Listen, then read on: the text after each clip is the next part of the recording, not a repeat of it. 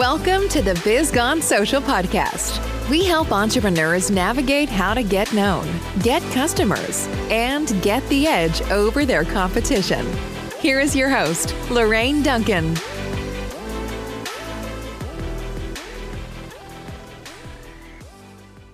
So here we are on the Biz Gone Social podcast, and I am so glad to be here.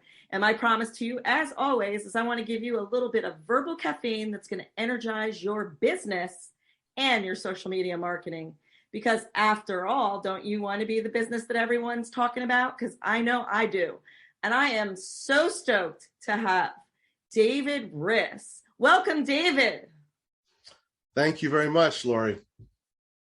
I'm really, I don't have too many branding agencies on my podcast. And so you are actually the first. And so why don't you just tell the audience out there a little bit about your company and what exactly you do? Well, thank you again, Lori. It's great to be here. Good morning, everybody. I come from a long line of artists and musicians, so I can't help it. And so I went to the Rhode Island School of Design and I majored in illustration, got out and worked for Saatchi in New York City as a junior designer, worked my way up to art director, went on my own in 1988, never looked back. So, when someone talks about branding, for me, it's really a large umbrella. And that umbrella is what defines that company out there in the world. It's not just a brand identity. It's a complete awareness and making the world out there understand what that company does, what makes them unique, and their services and offerings. And this means ongoing messaging too. So branding is not just creating a brand identity. It's part of an ongoing process. So that's what we do for many of our clients, most of them. They look to us to continually come up with ideas to help them grow. Nice. And there are a lot of branding companies out there, and there's a lot of different people out there that do messaging and content and stuff like that. But what would you say separates you from other agencies that are out there? Well, on the one side, we've been told, oh, you do it all. So in a sense, we do it all, from strategy to execution to writing to technology to apps, all of the whole laundry list, and on a regular basis. And we all stitch the messaging all together so it's contiguous and understandable by the right audience. Beyond that, really what makes us different is how our clients perceive us. In other words, we're really defined by our clients and our experiences and our ability to help them. And once in a while, they'll let us know too. That's awesome. If somebody came up to you today, and I had asked you, for instance, what should someone look for in a branding agency? What are maybe 3 key components that, would make me want to do business with you? I would say that their longevity in the business. Reputation is too soft, too vacuous of a word, but it would also be the general feeling that they get when they look, because a lot of people don't think of decisions are often based on feeling and chemistry. So the experience, the longevity of the company, the feeling that they get when they look at what that company has done, and also the results that they can see, the successes of those companies that particular agency is representing. Okay, yeah. And, it's funny you say that. I have personally seen your work. So, and you've done my husband's website, for instance. And one thing I liked about when you did my husband's website, granted, you do so much more than just websites, but you thought outside the box.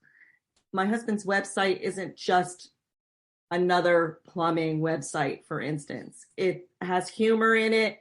It has great graphics. The content is great. And it makes, I mean, I know when I first went to it, I wanted to click other pages. So when you're working with a client, and I think you just really have a knack for this, but I always feel like that you always think outside of the box. And this may be a question you can't answer, but what keeps you always from being able, like what do you think keeps you or gets you to that thinking of outside the box? What is it? Is it something that you keep fresh in your mind, or is it you're always looking for different angles? What exactly is it? Because I actually think you're one of the greatest at thinking outside the box. Well, one of those, I mean, that term outside of the box, I feel I don't even want it to apply to me because I imagine this, no box.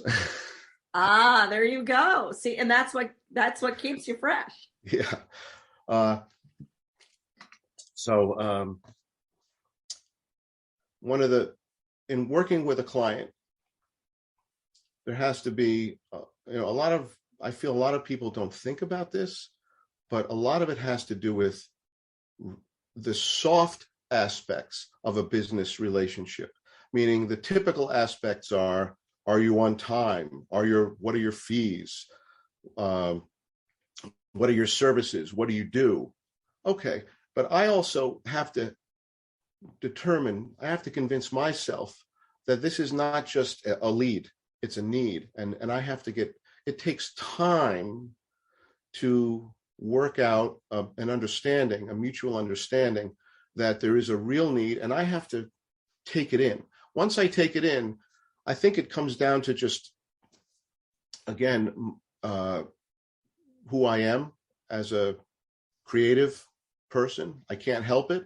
So I step back, I tune everything out, and I imagine how can we make this company get the word out uniquely. And a lot of it just comes from creating intrigue. Again, another word that people don't typically use. People talk about digital and ROI, but what about intrigue and curiosity? Those things tend to, if somebody looks at a website or a video and they say, I'm curious and I want to know more, I feel that's the beginning of being able to establish tangible results. Yeah, I think that's, you said it. I think intrigue, it's when I go to a website, it's because I am curious. And I think that a lot of branding out there doesn't make me curious. And yeah, I think that's really good, actually. It sounds like that it might be a blog entry for me coming up. But, I'm going to switch gears a little bit because a lot of people here on the line are actually, they're thinking of starting a business, or they're in business and they're thinking of quitting, or they're struggling, or they're doing okay, but they need to get to the next level. My question to you is that if you were gonna, how would I put this? First of all, what do you enjoy most about owning your own business?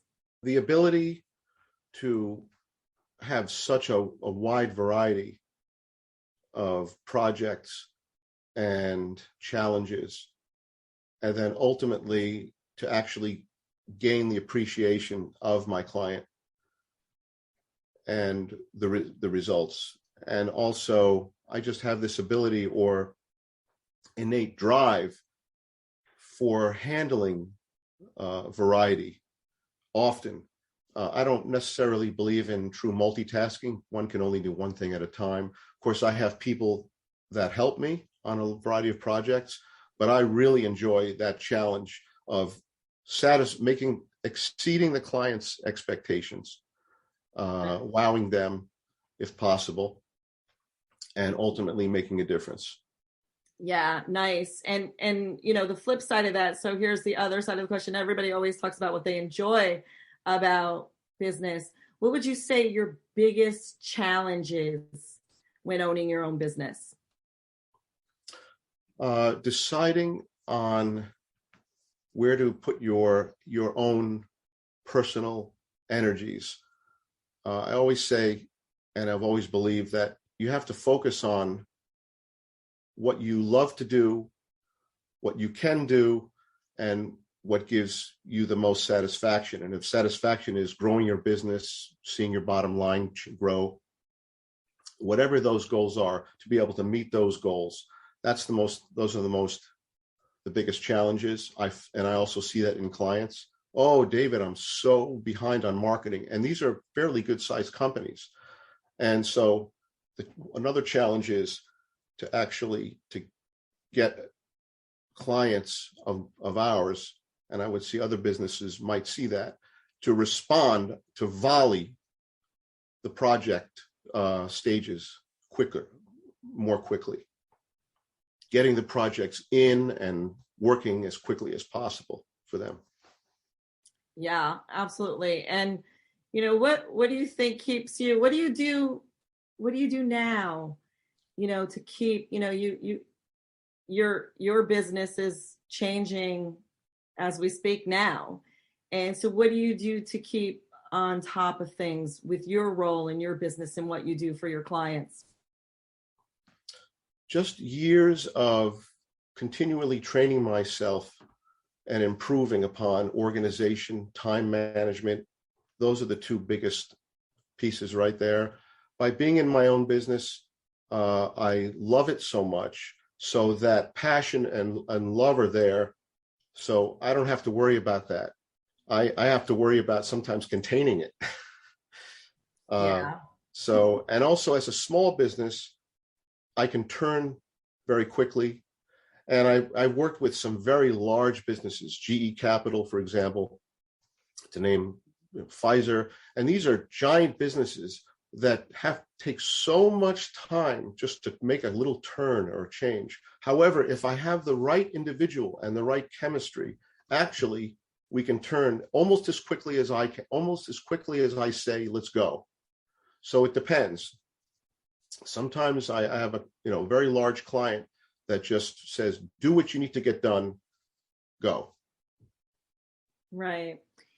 I was thinking about you the other day, and one thing that I realized, it's like that you are a master networker. And when I think about that, is like, I will be at something and there's someone there that will know who David Riss is. And what would you say? Would you say that networking is a big part of the success of your business?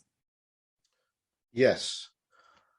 I feel that, I've done direct mail, I've done print advertising, I've done cold calling. I don't believe in buying email lists, raw email lists. I don't do that. I never recommend it. But I would say out of all of that, ultimately, if you look back in time, networking has been the number one. I've encountered people that say that they don't believe in networking. Okay, that's fine. But to me, networking is, it's fun to meet new people. Of course, in the back of your mind, you want to meet them to potentially get new business, not necessarily directly out of them. And actually, that's my point. I feel that if one starts networking, and if one feels that they're going to go out and get business from it, that kind of jinxes it. I only go to give of myself, learn. Who would complain about learning something? And I feel that in my mind, there are people out there that smell that. They smell that, they sense that you're there I'm there to get leads versus I'm just there to be a fly on the wall even, and to learn. And then, so I recommend, in terms of networking, don't cherry pick at first. Join a bunch of groups, try a bunch of different, if you're just getting out there. And then quickly as possible, cherry pick one or two. Never miss a meeting at these organizations. Always contribute, always give. And then you start developing nodes of people that you're meeting. And over time, the density of those connections increases. And then you start having cross connections, cross pollination, call it. And then some magical things happen. Once I was at a coffee shop waiting for, in Fairfield, waiting for a guest to come in. I was with my daughter at the time who was helping me. And I said to her, hey, look at the phone. Someone responded to our email marketing of the month. And it says, hi, David, it's Frank, call me. He was sitting right behind us.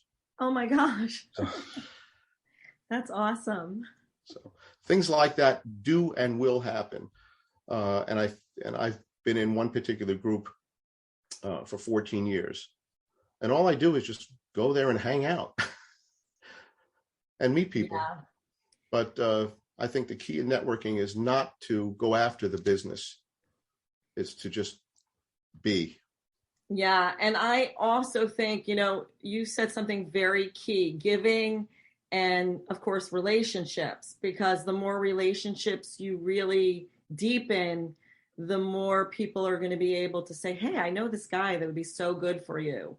And so I think you gave and you also gave a really great piece of advice is that, visit a few different groups and then cherry pick the ones that you feel. I always look for some kind of like synergy, a little bit of energy in the group too, like they're enthusiastic business owners.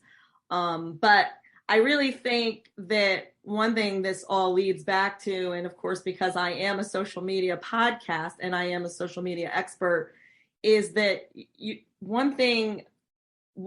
it's the same thing with social media is what I'm going to say, is that it is about building relationships and it's about giving. And the problem that's happened on social media, and you'd probably agree with me on this, is too many people are getting out there on social media and it's buy my stuff every day. And they're not giving anything. And so it always brings to my mind is like, well, why should I do business with you? There's nothing, what are you giving me? And it's like, you're not giving me any valuable content. You're not giving me any reason why I would want to work with you, but to come at somebody with buy my stuff is a little weird considering, thinking about your networking expertise. I'm sure you wouldn't go to a networking group and say to somebody, hey, I work for Gray Sky and I own a digital brand, agency, and would you buy my stuff? You wouldn't open like that. It's just, would you agree with that? I never do, or I should actually say, I've done it in the past and it's never worked. In fact, you can sense, for me, at least for me, it's not the way to go. Absolutely. So I always like to end with a fun question before I ask you one other question. But the fun question is tell me something about yourself that probably other people wouldn't know. Well, you see musical instruments around, but I'm also a prestidigitator. Meaning, what is that? Meaning, I was working in the dish room at Rhode Island School of Design, and I showed Al the cook a little coin trick. Prestidigitator is magician. So he said, "Oh, if you knock on the back door next time, I'll let you in early to sample the culinary arts students' experiments." So I did that, and he said, "What are you doing working in the dish room?" So I bought some business cards in 1980 to 81, and I started doing kids' magic shows, and that's how I quit. Didn't have to do dishwashing anymore. I didn't even need money from mom and dad. So the last 2 years of college, I bought my own entertainment because I was doing kids' magic shows. Wow, that I didn't know about you. See, I know Right. Other things about you that you do. But anyways, David, you are an amazing person.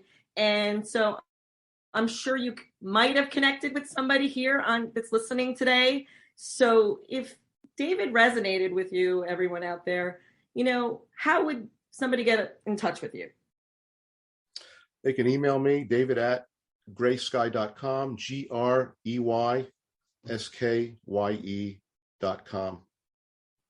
Awesome. And I will also be putting that in the bottom links and stuff on all the social media sites. So thank you once again for being an amazing guest on my show. And until next week, everyone, I'll see you soon. Bye. Thanks for listening to the Biz Gone Social podcast. Find us on Instagram at Biz Gone Social for extra tips. Check back weekly for new episodes. Until next time, stay social.